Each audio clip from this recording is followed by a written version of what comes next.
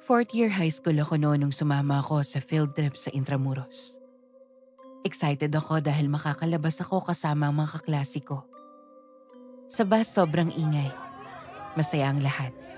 Merong may baong chichirya, may crush na kagroup at may camera na ready sa bawat sulok.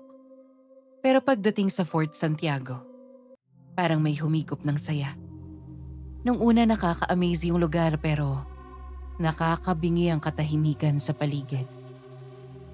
Kahit madami kaming estudyante, parang may parte doon na nakaramdam ako ng bigat sa hangin.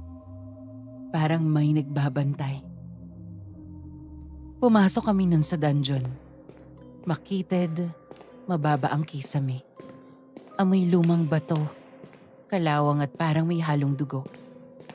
Sabi ng tour guide, dito mahigit 600 katao ang namatay. Tinorture. Iniwan hanggang mamatay. May mga tumawa. May nag-selfie. Pero ako parang may bumubulong sa tenga ko. Hindi ko maintindihan pero nakaramdam ako ng matinding lungkot. Habang nagpipicture ako gamit ang phone ko, may napansin akong lumabas sa screen. Isang lalaking nakasuot ng lumang uniforme. Nakatingin ng diretso sa akin. Hindi gumagalaw. Hindi kumukurap. Akala ko glitch lang. Kaya chinek ko kaagad sa gallery. Pero nung i-check ko ulit, wala na siya sa gallery. Nawala. Nangilabot ako. Halos tumaas lahat ang balahibo ko. Pakiramdam ko naroon pa siya. At matalim na nakatingin sa akin. Paglabas namin parang may sumunod sa akin. Hindi ko masabi pero may nararamdaman akong mga yabag.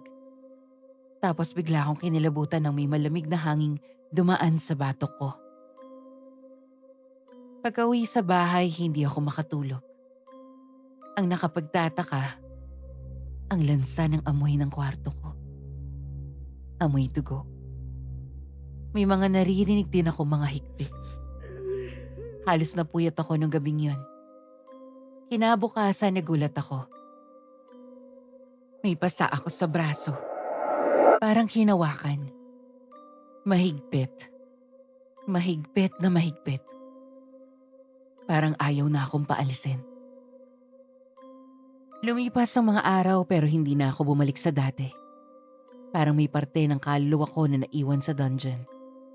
Hindi ko alam kung multo ang nakita ko o kung ako na mismo naging parte ng kwento nila. Pero isang bagay ang sigurado. May mga kaluluwang hindi pa rin matahimik sa Fort Santiago. At minsan, naghahanap sila ng makakausap o makakasama. Ako si Ray at ito ang aking Haunted Journal.